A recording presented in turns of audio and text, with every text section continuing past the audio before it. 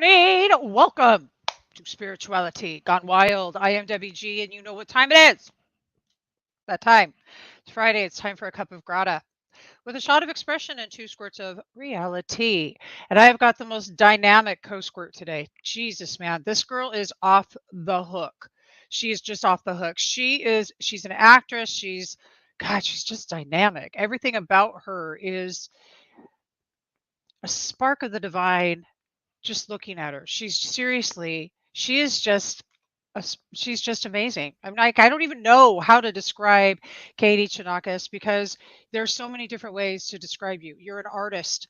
You're a musical artist. You're a poet, an actress, an NFT. Will you told me the word and Enthusiast. enthusiast. Yeah. Enthusiast. I mean, there's so many things that you are, but what my favorite thing about you is you're straight on point. You say it like it is, and you so embody the divine feminine. It's a Welcome practice. to It's a practice. welcome. Welcome, Thank girl. you. Thank you. You're getting me all vulnerable already. I appreciate your words. I'm moved. Thank you. You're awesome. Hey, I already know you are because I met you and then we got a chance to talk and it was just it was just extraordinary. Tell everybody a little bit about you from your words and then let's take a deep dive into let's just talk. Yeah, sure. I'm Greek Orthodox Christian. I come from a big Greek family. That's a whole story within itself. My dad's side is Greek, and my yaya, my papu, my grandma and grandpa, they came over from the old country, Greece, for a better opportunity for the American dream. My parents met when they were teenagers. They were kids having kids, and it was the traditional 40 hours a week going to work, putting food on the table, and getting us to school to make sure we had education. My dad was a cross country runner. He turned me on to cross country running. Thank God I took up sports because there were a lot of, circumstances and a lot of things of, generational trauma and things society and circumstances put onto you. So I had cross country running as an outlet. So I would run sometimes 50 miles a week, and I would have beats twice a week, and I was able to have a release to get the blood flowing in my brain and just clearing out my brain to really elevate me so I could think clearly and dream. And in my spare time, not only was I getting in trouble, but rebel with the cause, or at the time rebel without a cause. But I would yeah, I would be into literature, Mark Twain and Socrates, Plato. We were into Greek mythology and, language. It was really important for me, like language. And we would go to church growing up, listening to oldies, Casey Kasem, and my mom singing like melodies and harmonies. And I was able to attune my ear to that. And my mom was a singer. And so she was probably like singing while I was in the womb. And yeah. And so, we had the Old Town Motown oldies and the good vibes of the songs and the language of the words. And that really touched my heart in such a great way. And my grandmother, who I'm named after, KYRIAKI, the Saint KYRIAKI, also, it means Sunday in Greek. That's who I'm named after. We would be in the church, and it would be in the literature. It would be in the old calendar. So I would be listening, and there would be the saints, and we would pray, and the candles and lighting incense. So it was very spiritual, and the tone and the language of the congregation of people getting together, I was very sensitive. I was like an empath and an HSP, a highly sensitive person, which I didn't know that language back then, but I was Right. very attuned to ancient wisdom and this voice within myself. And so I wanted to honor that. And I know I needed to protect that at a very young age. And I did that. And I would just observe what was going on. And for acting, it's great being an observer. So that's kind of in a nutshell some things about me and my upbringing. Well, and I love that about you because it's so rooted in foundation, and I love that. But you are just talented beyond measure. When did you know you wanted to be an actress? I mean, when did that really pop up for you? Always knew it. I was just a born entertainer. My mom says I came out screaming, and I haven't stopped since. I was just kicking and screaming. And we used to have these VHS tapes, right, that we used Yeah. to record on. And I mean, who knows where I it don't is. even. How do you even remember them? Yeah, I remember. Really? I remember. Yeah. Yeah, because Okay. we would play and watch the tapes. Like growing up, we would play and watch the tapes. But I was singing in a broom, like in my diapers, and my mom would be playing '80s music, And so I was singing, and at the time, I thought, oh, like singing like a singer. But now I'm like, oh, singing as a singer, entertaining, utilizing my voice as a podcaster, like just dancing, entertaining, stand up, so that broom that I always thought it was a singer, it could be for multi-dimensional reasons now that I reflect and look back on it now. That's just so rad. Well, and I love that because look, I've always had this energy and I wanted to be out there. And I was on stage from a very small age, but I stopped in high school because I had broke my back. And so I just Wow. it all stopped. But I remember just that expression was so much fun. So I'm imagining with a podcast called She's All Over the Place. Hmm.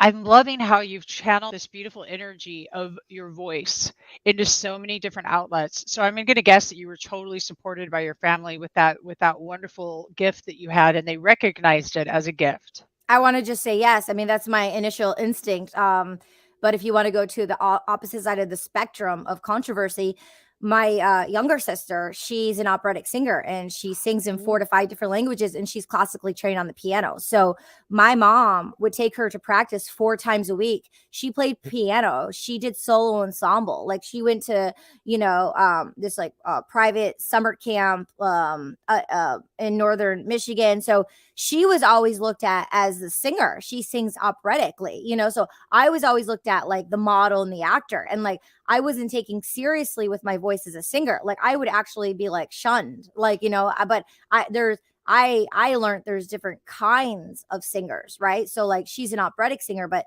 there's no comparison at all. But I'm just saying, like, I mean, you know how it is with like, Yeah, yeah, family, but she was totally. and is the singer. And when I was a teenager, I would, she's 6 years younger than me. I would take her to the Gem Theater downtown and be in front of 50 people or 100 people. I would take her to events and hold the space as a producer, and people would applaud her and she would sing, and her voice, and I got chills, and she would always sing like all these beautiful songs. And so her voice is just really, really gorgeous. But me, I have an edge and I have a dope voice, but I'm more of like, I don't know, like a Britney Spears kind of like voice, or like I have my own voice, but I wasn't You, like a singer. you have this great voice. As a matter of fact, what's your favorite song that you have out? Oh, that I have out, or just my favorite song in general?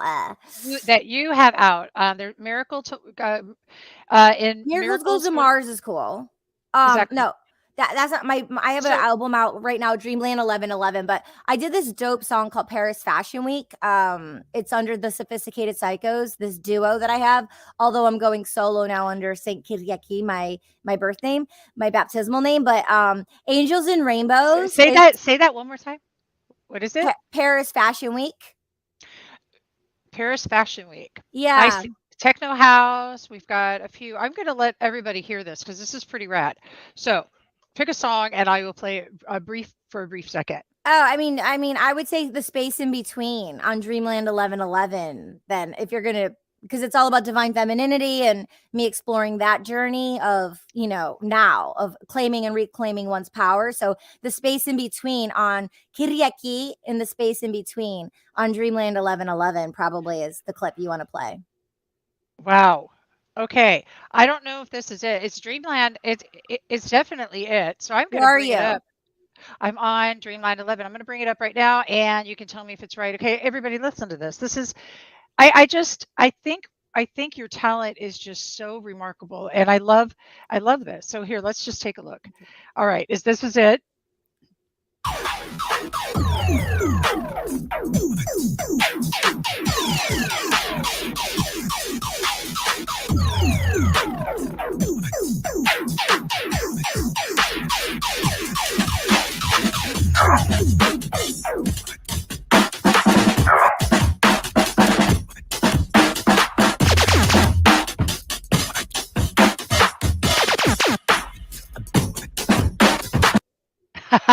That was awesome. That's the opening for Dreamland Oh 1111. wait, we've got and then it's got more. Oh,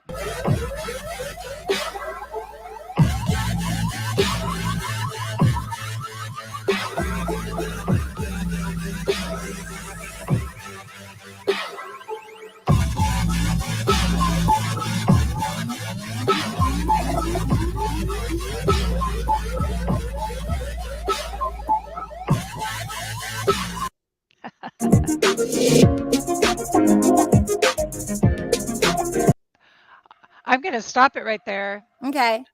Yeah.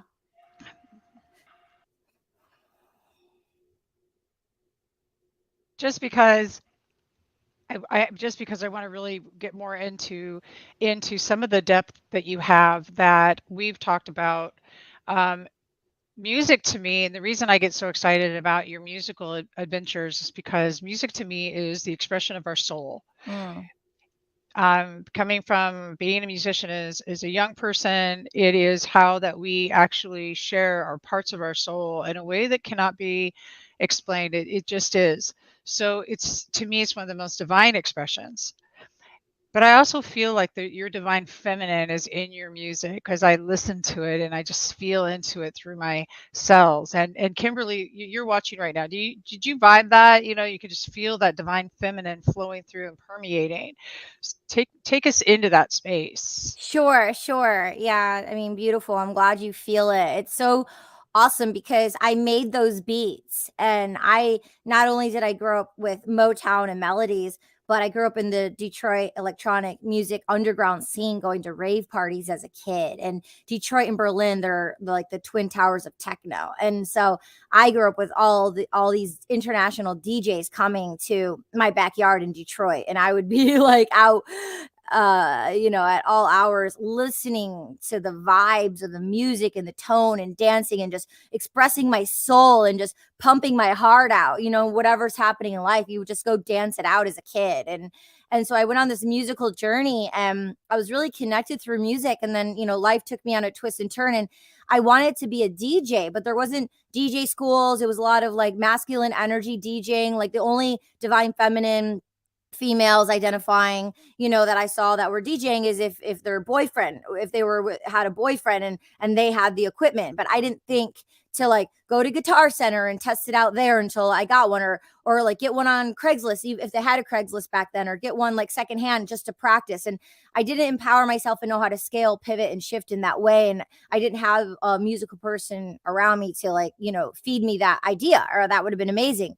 Or maybe I didn't do research on it enough. I don't know. But anyway, so I went through this whole journey, and I ended up touring with 50 Cent and G Unit in 2007 and 2008, or internationally, in front of like 18,000 people on stage. And like I was going by Katie Coco, and they were making me like the next, like Lady Gaga. It was when Lady Gaga was like just buzzing. And then I met the Sophisticated Psychos, and we went on that musical journey. And then things came full circle, and I took in 2016, I took a DJ. There was a DJ music school in Los Angeles, and it was a 1-year program. And I love commitment. I love learning, and I love growing, and I love being committed. So I made a 1-year commitment to find out what kind of DJ I was, just to understand like the technicalities of it and the vibes, because there's so many different kinds of DJ. Like, since I'm Greek, I can play Greek music or weddings, or like, there's like the clubs, and then there's the corporate parties and nonprofits, and like, like not getting younger. So like, I want to like have a family, but there's like daytime events and like fashion events, and I could like DJ those kind of parties, and my eclectic sound, like yoga events and things like that. So I was going on this journey of like finding like my vibe, my voice, my sound, my tone. And I write poetry. And when I write poetry, it's literature and it's sound, and it's, it comes out of my mouth. But when I'm on the pad and I'm making, beats, that is poetry as well. It's how I'm feeling inside, whether I'm feeling frustrated and I grab the electronics and I make a pad, I'm expressing how I feel. So I love electronic music. Like, growing up in the Detroit electronic music scene, I was equipped to like 16 bars, 14 bars, longer bars, transitions, not like 2-3 minute songs, but like ones that could go for like 50 minutes, and just really go deep dive and get into this journey. So when I start, when I make the choice and then I hit record, it's experimental, and I don't judge myself. I just create it, and I allow myself, my vessel, to go on this journey of whatever it is. Once I pick like, the BPM and the tone, and I just made all this music. And then when we had the great reset in 2020 and I had space, I took all of these beats that I collected over the last couple of years, and I found I had like 5 different genres. And then my birthday was coming up on 11/11, and I wanted to, release something, a gift for myself, and just like honor and celebrate and have some fun. So I was going on a journey of knowing what I knew since I was little and knowing how powerful I was, and then losing myself to find myself, and then to reclaim my power, and really stepping into reclaiming my power and really understanding or exploring like divine femininity in all genders. And what does that mean? Because when I was a kid, like, I look to men or masculine energy for like funding and capital and like support and pillars to like support me. I didn't look to the divine feminine energy or a quote unquote female. And so I went off doing what I was doing with like the shield of having to like brace myself and protect myself in like in such a way. And it's like, just because I can doesn't mean I have to. I learned along the way. Just because I can doesn't mean I have to. So I wanted to release this armor and still be strong and powerful, but with grace and this inner core with strength and vulnerability that, I've learned along the way. And so for me, it was like, I saw a lot of people, their light went out at a very young age that I knew I had to protect, but some people don't remembering their power. And I thought, hey, through the work that I've done, what I've experienced, and I'm making a full-on commitment to explore divine femininity in all genders. And what does that mean? Because we're only as quote unquote strong as our weakest link. And for me, I would have successes and go down. And internally, people thought, oh, she's so powerful, she's so strong, she's so bold, and that's just who I am. But inside, I was feeling fragile. I was feeling like broken inside, and like, Yeah. isolated and down and not fulfilled, and like self-inflicting and all these psychological things. And I was like messing with myself, and I'm like, I need to call myself out for this. So I took this thing that would be my weakest link, which was my, connectivity of divine femininity and wanting to have, female supporters, mentors, things that nurture like that side of myself. And that went on for years. And then when I made the commitment for the music and the commitment for my podcast, for a women empowerment series on She's All Over the Place podcast, I took that thing and I've been nurturing it, committed to it. So it's so stable and so strong. So I'm not going up and down, up and down. And so it's stable. And so I'm empowering really like that, and being a vessel to not only do it for myself, then to open space to hold hands to do it with others. Because if I needed it, and from what I've heard and seen, like, other people want that as well. So if I can be a vessel in service to do that, like, that's why I'm here.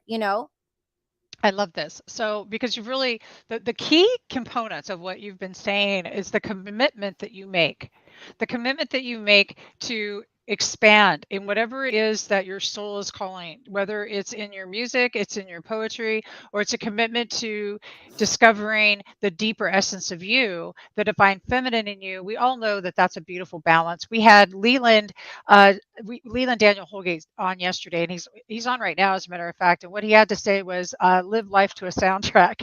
He's one of our combat vet warriors. He's also the founder of Warriors for Life America.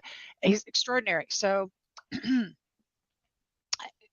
I love that, because we talked about yesterday about the divine feminine and the divine masculine, and that balance that's coming.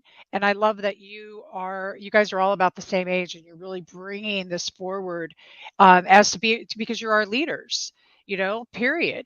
And I want to thank Kimberly. She said she would like to know. Oh, There we go.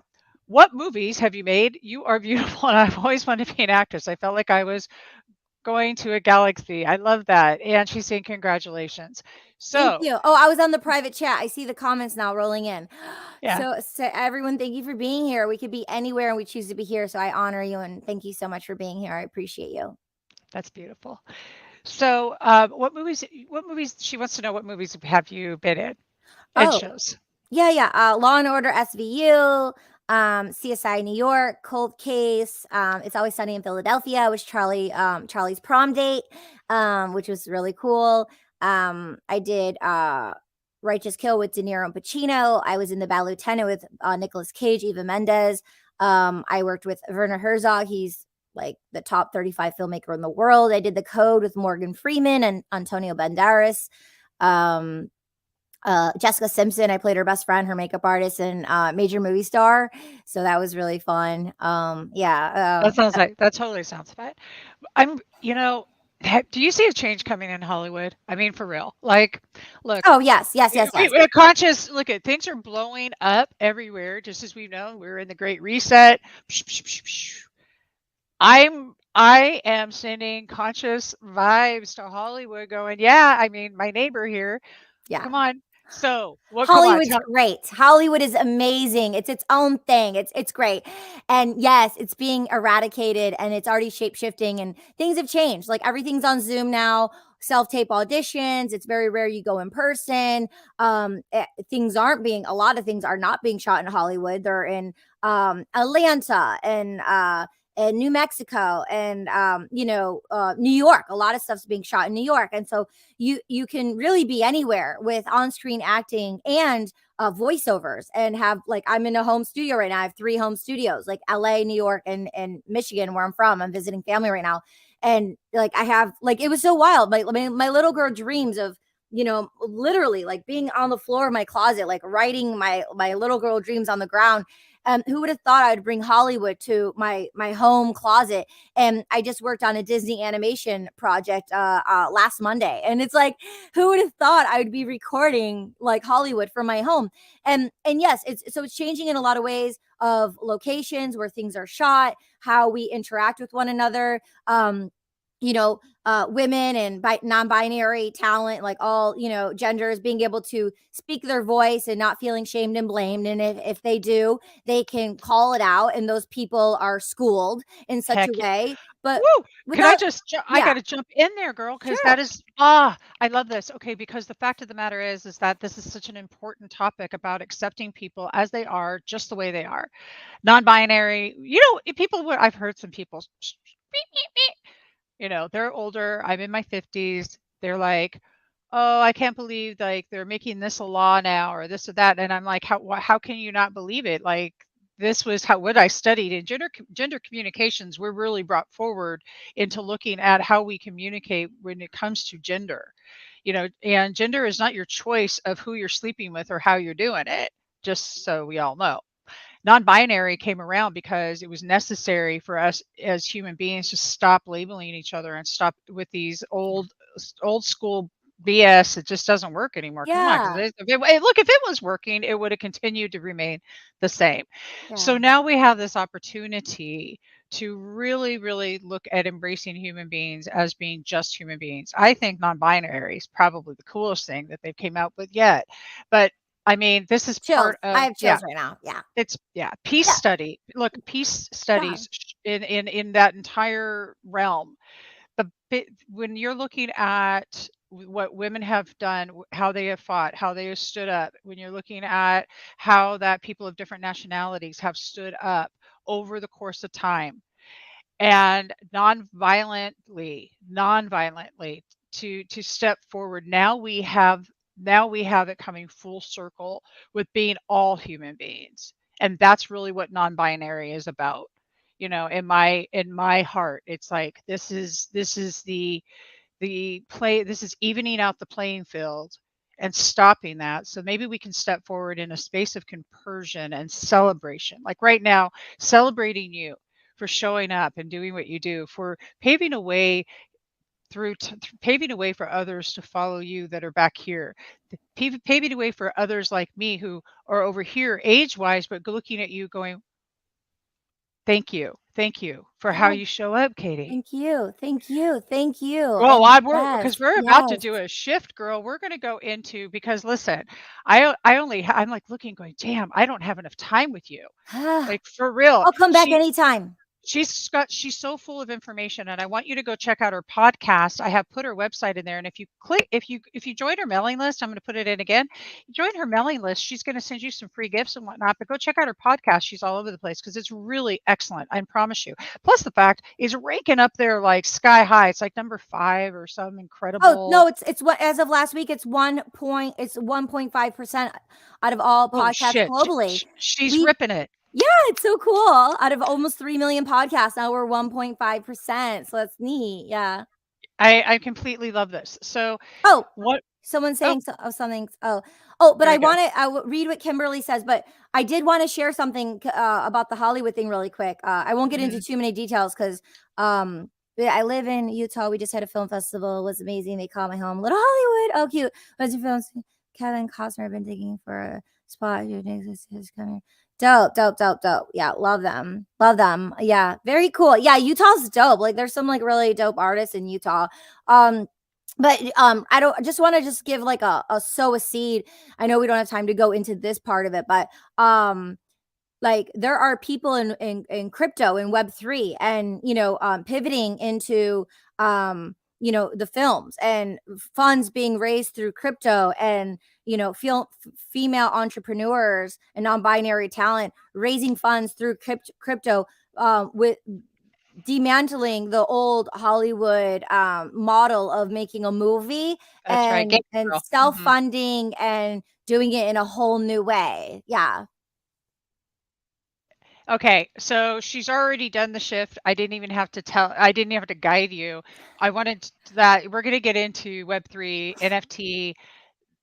I hope everybody just grab a hold of something and hold tight because in the almost 6 years I've been doing this, Wow. I've never been so blown away by a young by somebody who's just you're you commit to everything you do and I there's this level of appreciation I have for you just for that level of commitment because you're really showing us like when we commit to ourselves what changes and what can happen because if you all heard what she was saying during her stories, she would go up and then she would go down and she would go up and she would go down. And then when the great reset happened, it came along and she's like, "Hey, wait a minute. What's going on within here? How can I express it out?" And then she goes into this whole new world, Web3, NFT, and what I can promise you all, if you're listening to her and you really key in here and use your active listening tools, you're going to hear some nuggets on how to take these types of things and start using them in your life because digital currency is where it's at. And this is where people like myself need to start understanding this, and getting with it. So that's why my appreciation's there. We get to learn from you, and I appreciate that 100%. So tell us, just go. You Sure. know how to. Sure. In a nutshell, I got involved in blockchain in 2018. It was all above my head, just being a social butterfly and just being open and saying yes to the universe and being involved in different things. I was asked to DJ an event. It was for a blockchain 1111, and my birthday's 1111. So I was aware of the omen. I was aware of the sign. In addition, the day before, there was as a DJ, if you get the luxury of like going for a sound check the day before, you do. So I did to set it up to see how it sounds. And there were artists putting together their artwork. And I'm like, oh my God, what's going on? They're like, oh, you're a physical painter. I'm like, yes. So they're like, oh, so I had 7 pieces of my artwork up going as NFTs, my physical artwork going as NFTs, non-fungible token, in addition to being a DJ at a blockchain event. So I was going around looking at all these different blockchains, which, they raise funds for blockchains. And I was like, oh, this one is a green, sustainable one. I'm into the environment. I'm vibing with this blockchain. So I was like on a palette of different blockchains and it was above my head. I was traveling, blah, blah, blah. Then in the Great Reset, like things really took off and then I just got like zoned in and now I've just been off to the races ever since. So it's a psychology, it's a new way of life, it's the future, it's already being built by the innovators, by great people in humanity, by people who do have the funds to invest, by artists. Being a sovereign being, it's for everyone. You just don't have to be an artist. It takes it's a practice and do your own research and not financial advice and but I am here to onboard people in any way possible. There are people who brought healthcare to the space, to the blockchain. There are people who brought nonprofit to the blockchain. I do have a pink sheet of divine femininity energies that I respect and admire that I've collected since being in the space since 2018. And I gift that to people. So they have people that they can follow on Twitter. That's where it's at, Twitter spaces. So if you're following these people, then you can pop into, there's probably, if I look, there's probably like 30 rooms going on right now and it's 24 hours and it's the world learning a new language and it's a full new language. And it's so cool because it's not like overnight, even though it happens so fast, but it's like shape shifting and collectively of our new world that's happening already now, that's being built for us, but for you, for humanity. And it's not gatekeeping, it's not isolation, it's not figuring it out on your own, it's not charging you money, it's not like bots and marketing scams and all that. Although it's there, the community protects and makes sure that doesn't happen. So I probably went all over the place. You probably have some questions, but in a nutshell, don't click any links, do your own research. Gary V is amazing. Gary Vaynerchuk, he's bossing in the Gary V space. is insane, dude. And he said, he's like, look, for the music artists out there right now, NFTs are going to change the game for how that the music industry, the music artists are taking back their music. They're taking back their power. Yes, And that's Gary V is like, he is no bullshit. He's like, at yes. all. And Blau. Yeah, yeah. His name's Justin. He's from Las Vegas. 3LAU. His name's Blau. And he's the one that revolutionized the music industry in March of last year in 2021. He took an album from 3 years prior and he put it on an auction on the blockchain. It went for like over 16 million or something like that.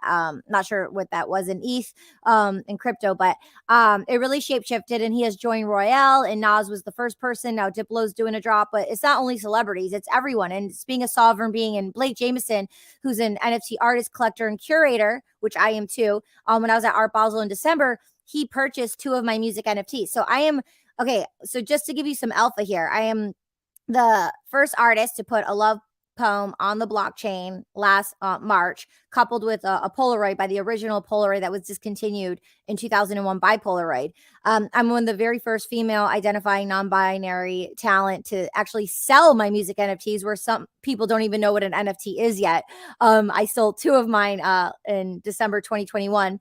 I'm putting my actor headshot on the blockchain. I'm the first actor to put my actor headshot on the blockchain. The only web series on the blockchain right now is by Mila Kunis. It's an animation, Cool Cats. It's an animation project, but I'm about to drop my web series that I produced, directed, seasons 1, 2, and 3 on the blockchain. So I'm the very first actor, producer, and talent and director to put a web series on the blockchain. It's about to drop like any day now. And so I'm really proud of that. And, to educate and share my experiences thus far. And it's such a new game that any idea, whoever's tuning in, like any idea that you have, you could probably be like the first to coin and be the first to do something of that nature, because it's just so new. And it's like wild, wild west, and Well, it's all about community and helping one another. Yeah.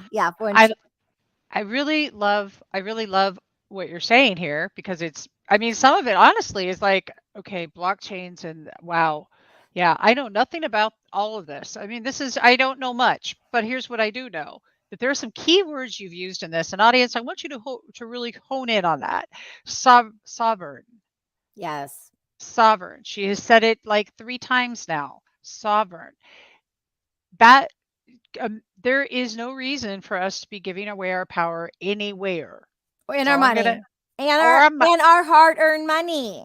And our money, which it goes to us. It goes to, and so the idea behind this is NFTs. It's this digital currency. It's taking and creating these little worlds and communities where there's support, but there's also it's real money.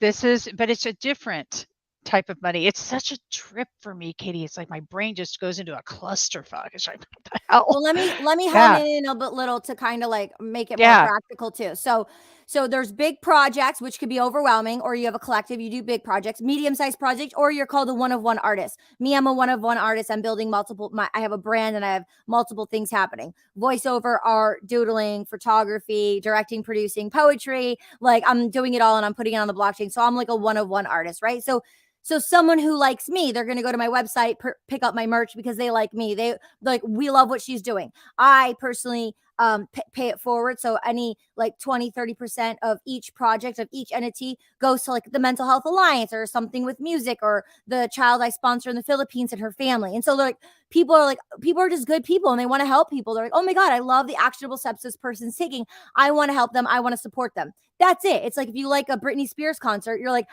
or a Korn concert, you're like, I'm going to go get a ticket and I'm going to go and I'm going to see it. You're going to do it anyway. You just do it now with NFTs. And with the NFT, the non-fungible token, it's not just a JPEG. It can be a MP3, MP4, video, audio, and it's the utility and the asset that comes along with it. Like when you go to a church, you go for the congregation. When you go to a restaurant, you go for, the atmosphere, you go for the people, you go for the service. When you go to a sports game, you're going because you like that team and you like the energy of that event. So we're already doing it, but now instead of going to the event and seeing all these magnificent things and then leaving and being off the horse, and it's like, yo, where's the community, where's the people? Now there's these communities being built. So like now when I go to like Astro Emojis, it's like a mental health NFT project on the blockchain, and they have mental health and wellness festivals in the metaverse every single month. It's like not only do I have the NFT, but the utility of that NFT is $2,000 to $5,000. They have a partnership with Wim Hof. They have amazing wellness speakers, mental health speakers, people in the metaverse. It's like a lightning in a bottle meets like Burning Man.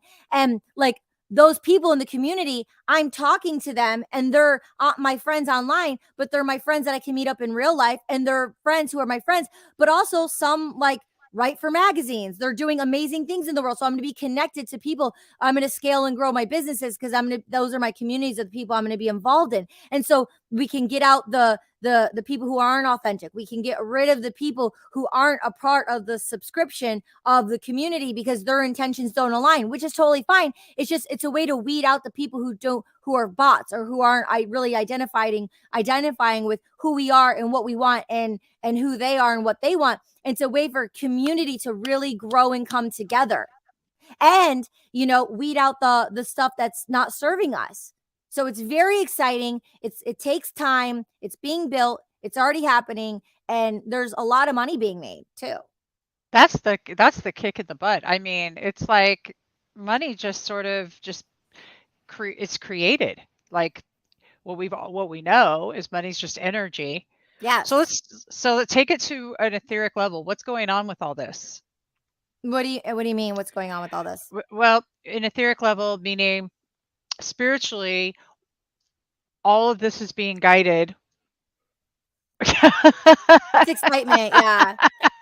I have nervous energy in my stomach. Take a deep breath. It is exciting. Follow that flow. Follow that flow of that energy. That's what I do. I just follow that flow of the energy. Definitely. Connect with Katie, join her mailing list so that you can get more information about all of this and learn. What I was going for is I look at things and I observe them from the space of watching what all these changes in the world and knowing that this is spiritually aligned. There's a lot of people who there's the old church systems and I grew up Catholic and United Pentecostal and born again Christian. All that's all the rules, all of the stuff, that's all gone now. All the different old ways of looking at things, I see them just shifting as we shift into a different dimension is what it looks like. So when I hear you talk, it's like, this is the new world. This is the new dimension. Yes. And so when I say etherically, just kind of looking at it from a higher perspective, what would be your observation? Kindness, compassion, being one with the world that we want to see and feel and be, eradicating what just doesn't serve us. It's no blaming and shaming. It worked and it had a purpose and a service at that time. And it's not all going to be eradicated. Some things still work. We're just going to shape shift. We're shape shifting and taking what didn't work and build and not, I don't want to say building on, but just creating more space for abundance of the new in an evolved, more ethical way without the materials. Like we don't need 55 pairs of shoes or 300 business suits. It's like you can have these digital assets and it's better for the environment because you're not hoarding all this materialistic stuff polluting the environment in such a way, and like hoarding like all these things that we don't need. Like, consumerism of buying all these plastic toys and like getting all these toys when you're a kid. But like now, if you're gifting an NFT to a child, or like I got an NFT for my dad because he's into fantasy football, and so it's a community. He's always online doing Ancestry, and he's always online with his like sports buddies. We're living online now, but now he can be online because he has an NFT for fantasy football, and he can be in a community of the people who are doing the fantasy football, and he can commune with these kind of people. And it's a fun gift I can get my dad, instead of like what can I buy my dad? Like, what can I get my dad? Some materialistic gift that he probably doesn't need, that's going to go into a closet, and I don't know if he's going to use it or not, and like wasting my money. Now it's the intimacy of the thought and the gift that's actually actualized in a way where it's like a sentiment, and he can appreciate it, and utilize it in that way. So it's a big question because a lot of things are happening, but I'm thinking those are some ways, for elimination in some ways. And it's like, like if you take it back to the days of, when people were putting on clothing, like they weren't doing it for fashion. They were doing it to stay warm, and then we evolved to like fast fashion, and, what people know about that. And then, the labor laws of how we're, treating people in other countries, and it's abusive, and then eradicating that and doing things more sustainable and more things for the environment, things of that nature. So it's like, it's kind of like those psychologies and transitions, and honoring what was and honoring what's going to be. There's no shaming and blaming of what was. Some things work, some things different. It's life. It's lessons we get to learn. And, that's what we get to do. So hopefully that answers like the question in some kind of ways. It totally does. Yeah, absolutely. What a trip. I need to get in tune with this new culture. I See? love that. Yep. Yeah. I mean, for personally, like a lot of things that I own, they've been gifts from people. Like, I mean, when I was younger, I was like, before I knew what I knew from what I saw from the TV, I was like Chanel, Chanel, Chanel. Like, and everything was just like designer. And it's like, like my fantasy, my ego, materialism, and like what people are doing online and their ego, and it's just not practical, and it's not what life's about. And it's like, I mean, it's a glam, it's a shiny thing, but let's continue on. It's like, so there came a part, I think it was in 2012, where I became, because of my friend's ex-partner, who practiced minimalism, and it was introduced to me, and quality over quantity. And so, I mean, I haven't been like shopping in a long time, but I definitely prefer thrift stores. If I'm going to buy something, like get it from like a thrift store in a way, or, like you don't need to get like, whatever. I mean, I can't say what other people can and can't do, or what they want to do, but everyone's different. But me personally, like I don't need to go buy like a whole bunch of things. Like, I mean, I'm cool with the things that I have, and I choose that kind of discipline because I know like a lot is like through the years, I have two sisters, and I've given them so many things, and I appreciate when gifts are given to me, because it's like I feel love that way. It's one of my love languages. Like the best gift is someone's presence. Like the best gift is like a present, but it's the presence. Like this is the best gift ever, right? And it's more meaningful than some materialistic item that's going to come and go. But when someone gives me something, a materialistic item, then I cherish it and I honor it. Like this was from that person who energetically thought about me, gifted this to me. That's cool, But it's very rare that I'm out like buying things. Like I don't put my money there. I put my money in the arts, in investments, and education, and things of that nature. Rock star. I love that too, because I'm constantly feed me, feed me, feed me. I want more. I want to learn more. Education, by educating ourselves, we give ourselves knowledge. We give ourselves power so that when we have experiences come up, we can make different choices. So what is the message that you feel that you're here to bring forward? That's a great question. What comes up for me is compassion and kindness, grace, and being vulnerable, because I have gone through some mental abuse.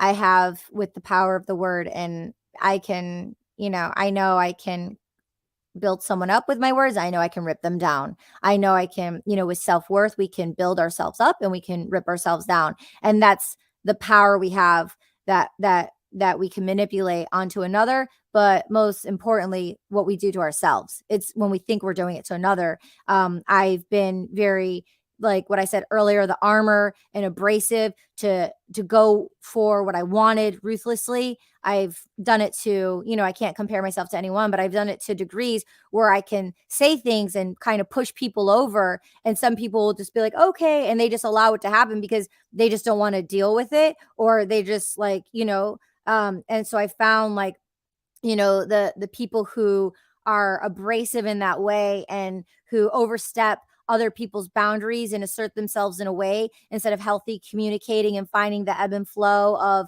like someone's boundaries and respecting. It's you think in a short term you're getting off or you're getting something over on another, but really it could have been, we could have grown so much more together. I could have actually, it had so much more like berries and juice and fruits from within, but I cut myself off because I was getting this short-term thing. And so I learned along the way, just because I can be strong, just because I can act in these certain ways doesn't mean I have to. And I went through like decades of experiences of being around other people, who went to Harvard, who went to the Olympics, who, are multi-millionaires, multi-billionaires, and thinking that was it. But then I was just like a puppet in their world, and I was just like a princess in their world. And as long as I acted, if I people please and I acted the way they wanted me to be, and I felt like they accepted me, I got the validation from them to feel my self-worth. I then found I don't need their validation. I don't need to be a princess in their world because they think I'm good. That's an illusion. I had to remove myself from the illusion of being perfect in someone else's world because of my own insecurities, and dismantle that and grow through a journey of vulnerability and grow through a journey of kindness and compassion, and be grateful if something didn't work out or if someone showed their true colors of how they were, to allow it to be and to take a step back and allow it to pass, because I rather say thank you when that comes up because they're not meant for me, but that makes a clearing in a space for what is meant to be and for what is. And that's how I could start messy and get aligned and attuned with who I am and where I'm going in humanity. And I, had a beautiful partner, and we went on this spiritual journey, and we were a mirror reflection for one another, where I was able to really intently and deeply rooted go through this experience, in a relationship. And I don't blame this person or shame this person. I thank that person because they taught me so much about myself, and they taught me so much about them. And I really evolved and elevated in such a way where a lot of people wouldn't deal with me, because a lot of people wouldn't like, tell me the truth because they don't want to hurt your feelings, or they don't know where to start, or they don't have the time. Most people don't have the time when they're like, how are you doing? They're not actually really caring, like, how are you doing? It's just a thing people say. But some people really care. And we were able to take time and moments and experiences with one another over and over again to learn these lessons. And so now this person can go off into the world, and I can go off into the world and be that voice of, of all being like well-rounded. And before I even met this person, like I knew I had the foresight, I had the intuition. I was going to be growing and going on a journey, and I wasn't going to be on screen acting for a while. I've been doing voiceovers, but I knew I wasn't going to be doing on screen acting for a while because it was stumping me in my work. I was up for roles, but then it would go to someone else and I wasn't getting the roles because know thyself, intimacy. It was like this. I didn't have the partnership. I didn't have the actual energies of the relationships of the listening, because the other side of acting, like right now I'm speaking and you're listening, but then when I'm not speaking, like I'm listening. And so it made me be a better active listener in life, for myself, for my family, for my friendships, for humanity, and for my work and for my craft. And now, because I've done this work and I went on this journey, I'm going to be a household name in TV and film, and millions of people are going to see me once again in the new screen. And my heart and my vessel is so open, and I am so ready. And that's how I'm going to be able to make people laugh and move them to tears, because I actually have all that life within me, and I had to go on that experience, and I chose to. And that's why I think life is so beautiful, to be able to experience those things. Beautiful. And what I'm feeling from you right now, and thank you for sharing so vulnerably, is your grateful beingness. You Definitely. know? Yeah. So if anybody, is wondering why tears are a grateful beingness. I call them gratiteers. Gratiteers. They're like I love that. well, First time I've heard that. I say spark the G vibe too, baby.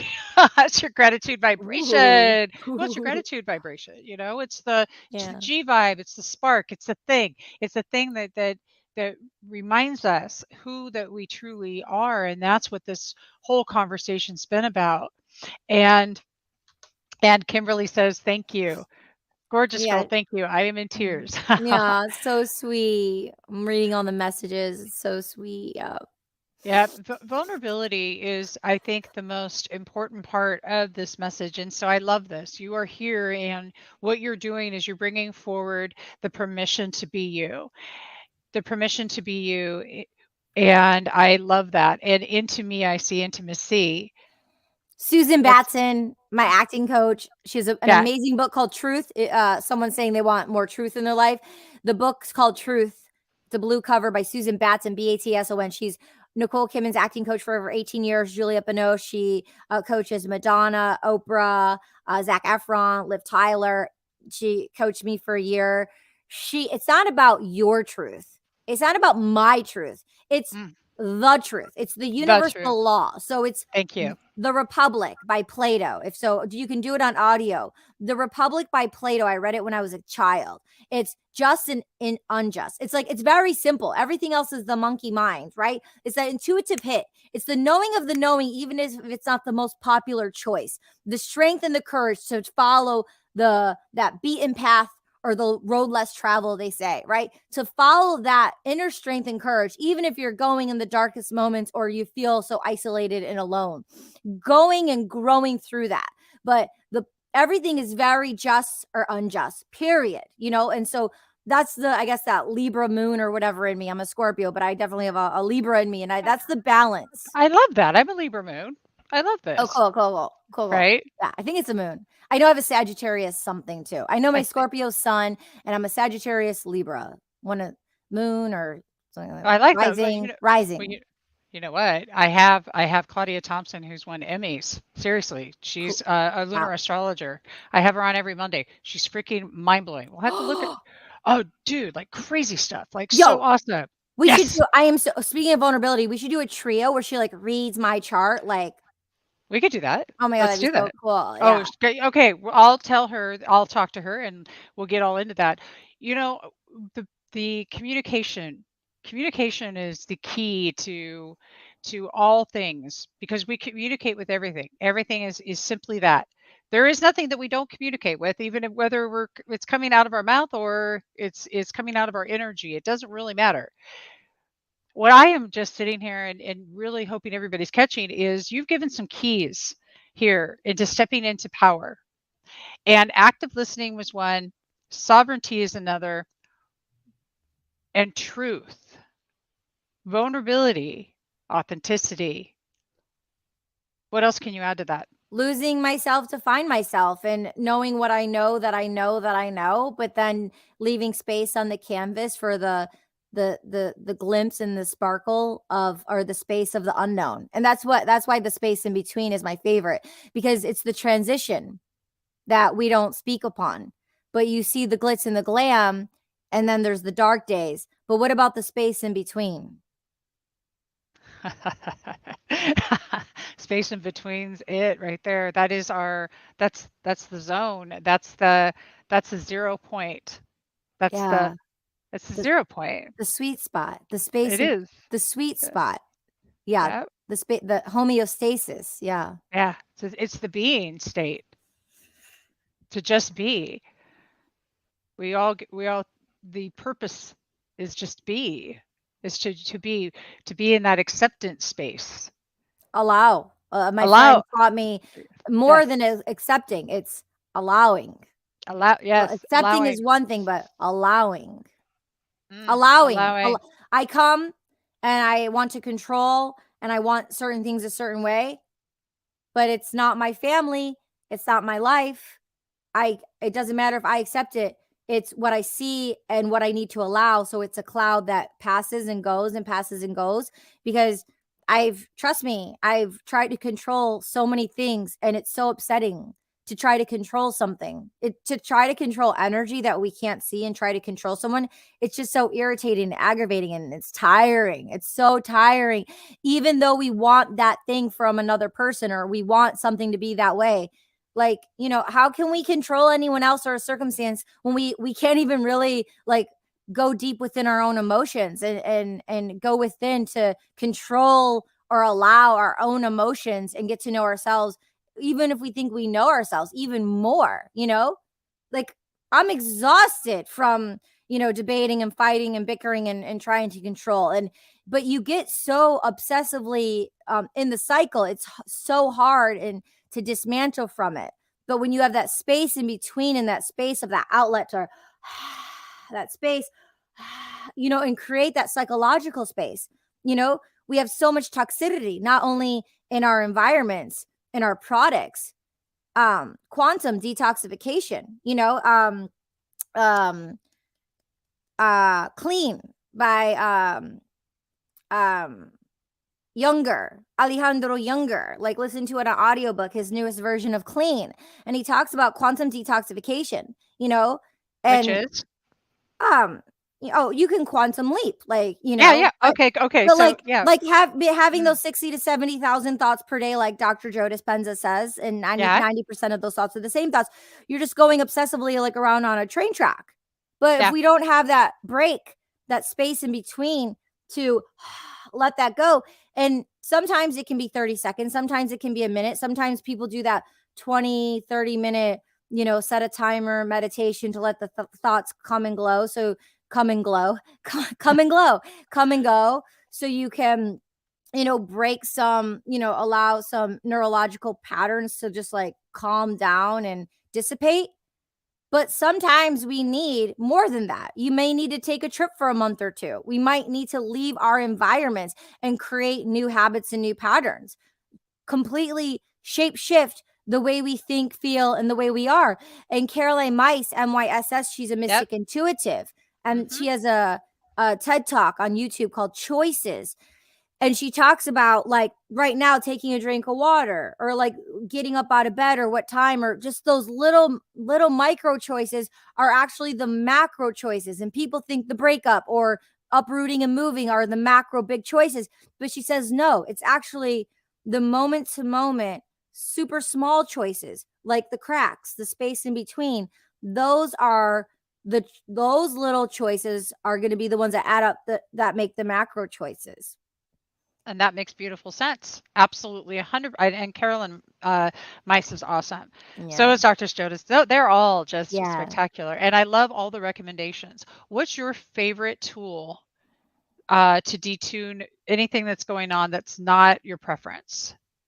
I just I'll just stay away from electronics. I'll get a pad of paper. I'll start writing. Or if I'm gonna make music, I'll do music. But I'll just go get a massage. I'll take a hot shower. I'll get into nature. Like yesterday, I was, I'm visiting my mom and dad in Michigan right now, so I've had an extensive week, and I just needed more sun and nature. And so it was so beautiful, because I always tell people about my garden analogy. And I was actually, yesterday was the trash day. And my dad gave me a metal rake, not a plastic one, but a metal rake. And I was raking the berm. I was raking the berm and getting those cones off and raking. And so much of the dead grass came out, and you don't realize all that dead grass down in. And I was just raking it, and it's like all this was coming up. And then when I was done, I looked at the berm. I was doing it. I did the whole one side of the berm all by myself. And when I looked at it, it was just so green and so beautiful. And I thought it was fine beforehand. But when I was raking, I was like, this is so funny, because I tell people about my analogy, which I can share here if we have time, or if I should show you. Oh, yeah, no, go for it. So I always say, like, life is a garden, right? And I have this beautiful garden, and I sow these seeds, and I just go and I sow all these seeds. And I learned something along the way yesterday. So I'll tell you these two things that I learned. But in life, I'm just like, I'm just throwing, sowing seeds, throwing seeds. And then every 3 months, I'll do a rake. am non-judgmental. I'll just rake away the duds and see which ones have flourished and keep nourishing the ones that have flourished and keep sowing seeds. And I'm raking, and I tell people this, but I'm like, yo, when's the last time I actually raked? I'm like, I tell people this, but when was the last time I actually raked? That was the first, on a psychological level, yeah, but physical raking, like that was like, it's been a while. And I was like, yo, I go and tell people this, but I'm like, this is taking work. And I have gloves on. I have to make sure I'm not squeezing too tight so I'm not getting blisters. And I was being gentle and aware of like not raking too intently, like getting it and doing a thorough job and doing it. But I'm like, this is like physically, I don't want to say taxing, but I'm like, I'm feeling it. Like it takes work. I'm like, that's why people don't actually sow the seeds and take actionable steps, because it actually takes work. It's okay to say something or have an idea, but when you're physically doing it, that's one thing. And then another thing I learned, which is really important, I think, and a hack is, and what I learned yesterday and that I'm sharing with you today is, as a child until now, I've had the an analogy of just throwing the seeds, and then seeing like, oh, raking away the duds and nurturing what is so beautiful. But now that I've grown over 2 decades in entertainment and traveling the world and in life, now I'm in a position, instead of taking all of my energy and just frantically sowing seeds, I don't want to do that anymore. I want to make quality choices about sowing the seeds. And still I'm going to sow more and take some risks, but instead of doing like 100, maybe I'm going to do 60 now and take that preserved energy of the 40 I would sow frantically, because I have experience now. I'm trusting myself more now. I trusted myself before, but I'm trusting myself even more now again. So I'm going to still sow the seeds and take risks and sow seeds. But instead of wasting that frantic, and it's not wasted, everything's learning, but I've learned I don't need to sow so many seeds. I can still sow a lot of seeds and be open. But since I have been so open, now I can pivot, shift the quality of my thought and the quality of the what I'm sowing to go in the direction of where I want to grow and go with the other spirited beings that I want to align with, because like there are so many beautiful people in the world and I know who I want to vibe with. Like I'm here with you right now. So I made the choice to meet you again. I made the choice to say, I will come back anytime. I'm sowing those seeds and I'm nourishing it because I'm energetically aligned and trusting self and putting myself up out there. But I feel it's reciprocated instead of just putting it out and it not. Right. So that was really empowering. And I was in nature and I was with my mom helping our home that I grew up in. And I was bonding with my mom and dad, and we had some laughs and it was great. And we planted some things. So I was just in nature. And I was, it was for over an hour, and I was like, oh, and I felt really good. So that's like some of the things I do when I need to unplug and shift from going this, just pivot and shift and put things in rotation. That's truly badassery right here. Okay, first off, it's like gratitude on like steroids, but also talking about this is big. So if anybody has caught this, what you've just said was so vital, is that we've got, when you're out there, until you're actually doing it, you're just talking. So put some gusto behind your words. And now with your garden analogy, what I picked up was you're making intentional decisions about where that you want to plant your seeds, because you now know that you can do that and use your experience to help you decide where that's at and who are you vibing with. And if I didn't hear, like, that's it right there. And the frequency and the vibration of the people that you want in your space. How high are you going to raise your own bar? Yeah. Raise your standards, raise your bar, and do these things for yourself. And the last thing I heard you really hone in on was trust. And we're 3 minutes past the hour, so we are going to end. But trust and trusting yourself. And I hope that everybody really caught that essence of the story. So, Katie, you are just a off the chart rock star in every freaking Woo! way. I dig you so much. Thank you, Debbie. Oh, thank you. So anybody that wants to get a hold of Katie, please do. Her website is posted in the description of this video, and I'm going to go ahead and put it back into the chat so you've got it right there. Join the mailing list. That way you can get little goodies and stuff, but also to keep up with what's hot in the world of NFT and things like that. And Kimberly, thank you. I'm glad you enjoyed it so much. That's awesome. That's seriously awesome. We love you guys. Thank you for joining us here at Spirituality Gone Wild. Please join us tomorrow on Unify, um, Women Rising. We will see you then. Bye. Ciao.